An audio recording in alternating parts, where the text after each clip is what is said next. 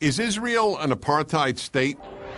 More and more these days, one hears this charge made. Oddly, when South Africa was an apartheid state, no one accused Israel of being one. The reason the charge was never made then, and shouldn't be made now, is the same. There's no truth to it. To those who know something about Israel or have just visited there once, the accusation is absurd, if not obscene. Indeed, it's a libel. But many people don't know very much about Israel, so let's respond to this accusation. First, what exactly is an apartheid state?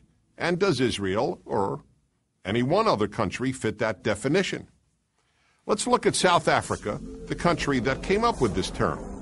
In South Africa from 1948 to 1994, there was an official policy that declared blacks second-class citizens in every aspect of life. Blacks couldn't vote, couldn't hold political office, were forced to reside in certain locations, couldn't marry whites, couldn't even use the same public restrooms as whites. Not one of those restrictions applies to the many Arabs living in Israel. 1.5 million Arabs live in Israel. They constitute about 20% of that country's population. Every single one of them has the same exact rights as all other Israeli citizens, and they always have. They can vote, and they do.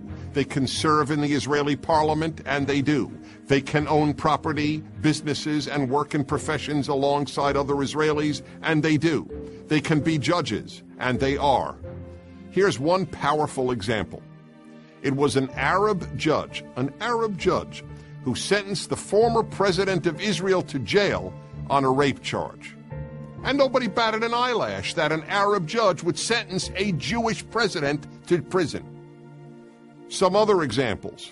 Rita Mansour is the youngest ambassador in Israel's history. Walid Badir is an international soccer star on Israel's national team. Rana Raslan is the former Miss Israel. Ismail Khaldi was the deputy consul of Israel in San Francisco. Khaled Abu Tomei is a major journalist with the Jerusalem Post. Galeb Majadel was until recently a minister in the Israeli government. They are all Israeli Arabs, not one is a Jew. And how many people outside of Israel know that all the road signs in Israel, for example, are in English, Hebrew, and Arabic? Not only is Israel not an apartheid state, Arabs in Israel are freer than any Arabs in the Arab world. No Arab in any Arab country has the civil rights and personal liberty that Arabs in Israel have. That's because Israel is a pluralistic, liberal democracy, the only one in that part of the world. Now you might say, well, okay, Palestinians who live inside Israel have all these rights, but what about the Palestinians who live in what are commonly known as the occupied territories? Aren't they treated differently? Well, of course they are. Because they're not citizens of Israel. They are governed by either the Palestinian Authority or Hamas. The only control Israel has over these people's lives takes place when they want to enter Israel. Then they are subjected to long lines and strict searches because Israel has to weed out potential terrorists. And what about the security wall that divides Israel and the West Bank? Is that an example of apartheid? That's rather easy to respond to. Is the security fence being built between the United States and Mexico an example of apartheid? Of course not. Israel built its security wall solely in order to keep terrorists from entering Israel and murdering its citizens. And you know what? It's worked.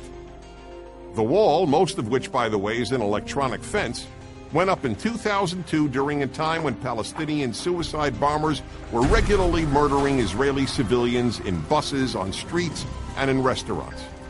And the moment the barrier went up, terrorism went down almost to zero. So then, why is Israel called an apartheid state? Because by comparing the freest, most equitable country in the Middle East to the former South Africa, those who hate Israel hope they can persuade uninformed people that Israel doesn't deserve to exist, just as apartheid South Africa didn't deserve to exist. And if you don't believe me, just ask the people who know better than anyone else What a lie it is that Israel is an apartheid state, the one out of every 5 Israelis who is an Arab, which is why they prefer to live in the Jewish state than in any Arab state. I'm Dennis Prager.